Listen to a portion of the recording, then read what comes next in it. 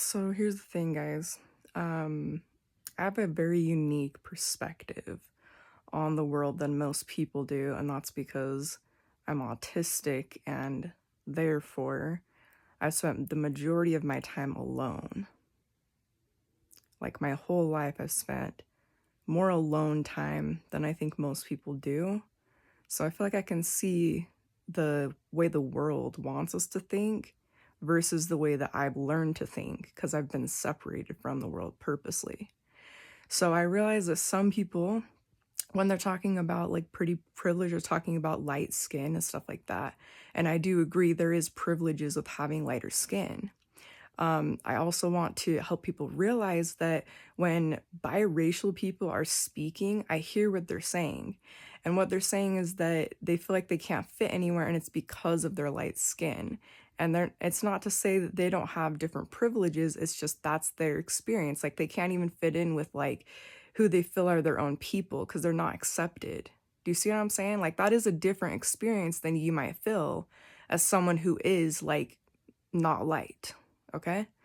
Um, and what I'm getting at is that the real reason like people will go into the groups and it will be like this competition of who's like, has the most culture from people that are melanated.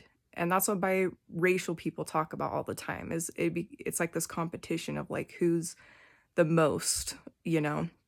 So where that actually comes from, it's not even from the culture, it's actually from men.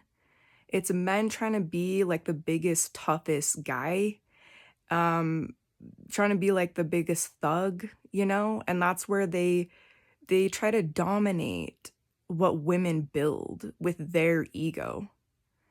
So it's really all misogyny is where all that's based in.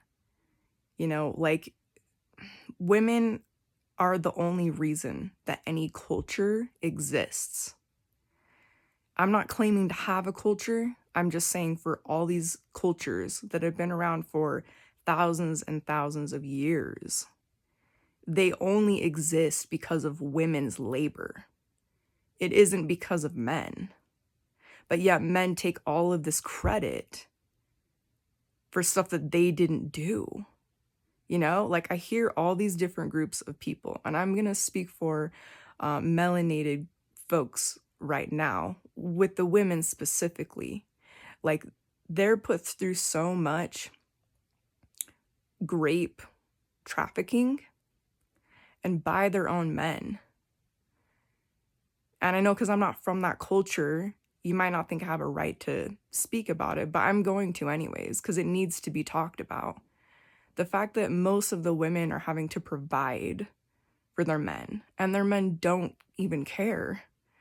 And, my story might be different than most people's that way because I had to provide for all 5 of my ex-boyfriends, So I think there's some people out there that have lighter skin that do know some of what you're feeling.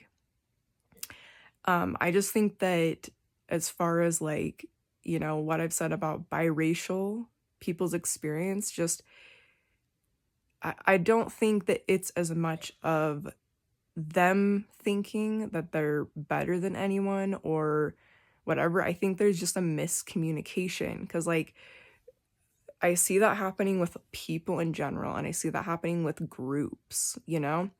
Um,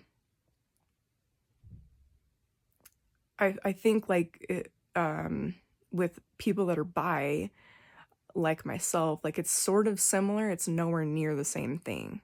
But it's similar in the sense of like straight people will think you're gay and then gay people will think you're straight. So you don't really have a group or like a community to join. You're kind of like on your own.